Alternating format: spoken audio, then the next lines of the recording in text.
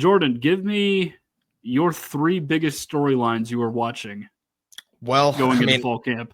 Number one, we just mentioned. I'm really curious to see how Josh Heupel responds, whether he talks to the media or not about the Boo Carter situation. I feel like he has no other choice but to, because it's going to be asked. And, I know Josh Heupel doesn't always give the most interesting answers in the world. He kind of keeps it safe a lot of time, but I would like to see what he has to say about Boo Carter's situation. And, I'm also interested to see how the wide receivers do because, I feel like we haven't talked about them as much lately. And, Mike Matthews, you would assume that he's going to play a pivotal role in this offense. I know he didn't get as many reps as a lot of Tennessee fans hoped last season, but I would like to see how he does. And there's a lot of hype in the spring game with Rad Jackson and even like hearing at practices about how Braylon Staley's like really taking a step up this year. So I'm excited to see how the wide receivers end up doing at the camp. And hopefully we get to see some of that. And, like I mentioned it too, the offensive line, like I really want to see how David Sanders does. I mean, considering that he's going to be a true freshman this year and he's probably going to be the starter, how is he going to be able to hold himself? Because, a lot of times I feel like an offensive line, you're looking for more experience. And like, I don't think Tennessee has much of a choice but to play him this year. And like you've talked in the past about the importance of team chemistry, the offensive line. Well, I mean, we got 3 new faces there with David Sanders and the 2 transfers. So, I mean, I want to see how well that they mesh and everything like that. Like, I'm just really focused on the offensive side of the ball a lot for this fall camp because like I've said, I feel like defensively there's not as much to worry about, maybe from the safety position. But, I mean, cornerbacks, Tennessee seems to be doing just good. You know that Rodney Gardner's always going to regroup with the defensive line. And I think the linebackers are going to take a step up this season too. So what are like your most interesting storylines heading into fall camp? Yeah, so you mentioned the offensive line, and I think you're spot on with that. It is an important talking point just because there are 4 new faces up front, essentially, for the offensive line. But I center my focus there around how well connected those guys can get. I think chemistry is a little bit of a lost art in the transfer portal era, and I think that's why you're not really seeing some of the teams that are supposed to be good take off until like the middle of the season now, just because and I think it was a problem for Tennessee last year. And some of it had to do with injury with Lance Hurd. That's definitely a part of it. But if you're not well connected up front, like you can have some good offensive linemen up front, but if you lack that chemistry, then you can get yourself in some trouble for sure. And right now, I think Tennessee has some really, really great prospects up front. Obviously, you mentioned David Sanders, and that's one that I'm looking forward to seeing just because he's one of the highest rated recruits in Tennessee football history. How does Lance Hurd make a jump in year 2 in the Heupel offense? You've got 2 guards in Wendell Moy and Sam Pendleton that are quality transfers. How well have they adjusted to this system? And, how are they going to fit with the rest of the offensive line? Pendleton is supposed to be one of the breakout transfers this season. And then Posty mentioned it here. The center is a talking point. Jordan, can you name me the guy that played center before Cooper Mays at Tennessee? Oh, you put me on the spot. It's difficult. I do know this, but it is difficult because Cooper Mays played that position for so long. Honestly, it's been so long. I did, obviously, but I can't think of it off the top of my head because it seemed like Cooper Mays was there for a century. Yeah. Brandon Kennedy. Yeah, that's a name I haven't heard in a while. Yeah, he played – I guess he was there the entire Pruitt era because he followed Pruitt from Bama to Tennessee, got injured in like the first week of the season in 2018 and then played the next 2 years.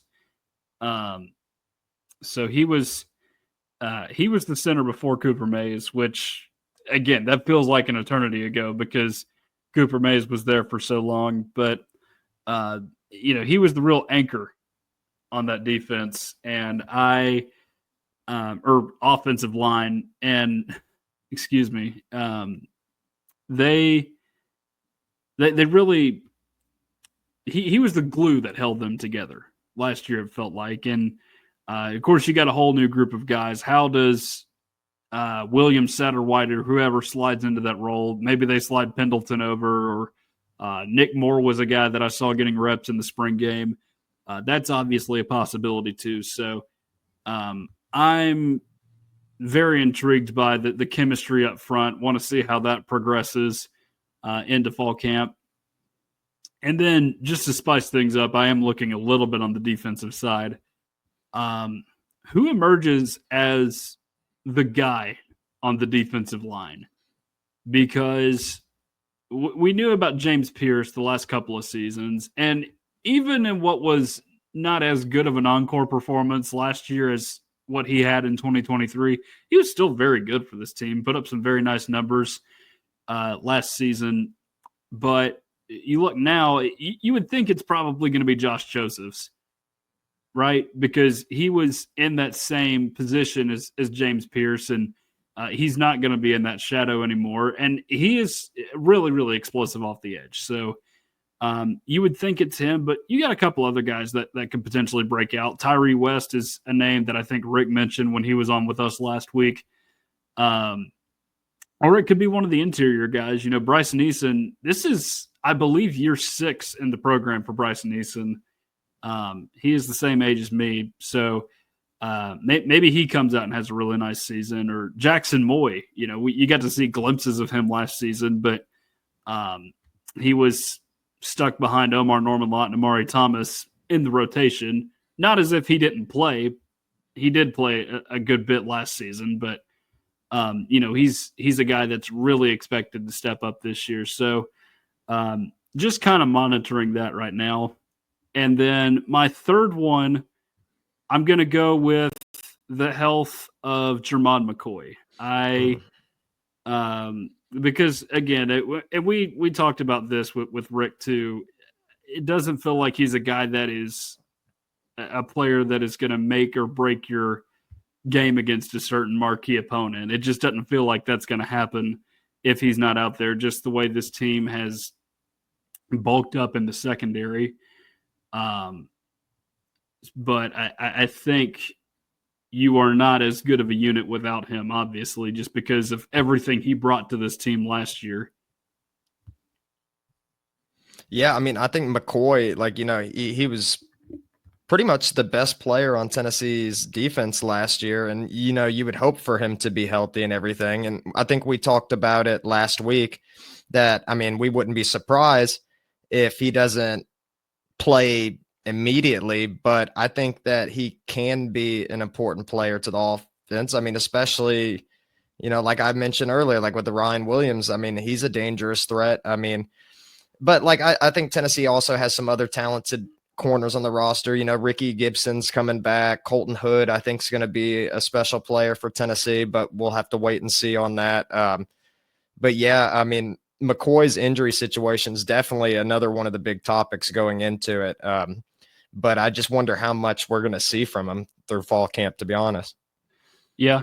And an ACL is nothing easy to try and recover from. And there is a good chance you just don't see much of him at all, just because, he's still in the recovery process. It's like what happened with Cooper Mays back in 2023 with the hernia surgery that he underwent, and that took a little bit of a recovery time for him and ultimately kept him out for a few weeks to begin the season.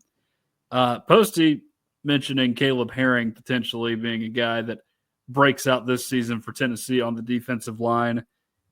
We'll see if it's him. There is a lot of different players on this defensive line that could potentially break out. Another one I didn't mention, I didn't realize he still had eligibility left until I got my preseason magazine, but Don Bailey is another guy that is still hanging around and could do something for this team. You never know.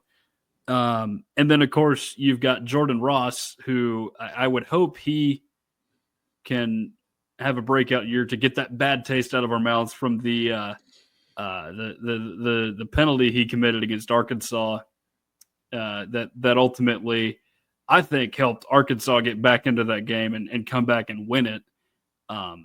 That among other things, but that's another guy on the edge that could potentially break out for Tennessee this season. But those are my top three storylines, and I'm sure there are plenty of others. And Jordan, you mentioned the wide receivers. Who is that breakout guy too? Because there are a few different guys that could potentially break out this season. And, Josh Heupel doesn't like to play a ton of them, but, you get past the first three, it's all young guys, essentially. And we didn't even mention the running back spot. I think a lot of us are just penciling in Deshaun Bishop there, and I think that's understandable, but he's a guy that has dealt with a lot of injury in his Tennessee career. So I would hope that he can stay healthy. But you do have another guy in Star Thomas, too, that's been proven elsewhere to be a good fit for an offense. So maybe that is another one to keep an eye on. And, of course, we all know the obvious one. We didn't mention it because it's so obvious, but the quarterback situation, we will all be watching that as fall camp progresses.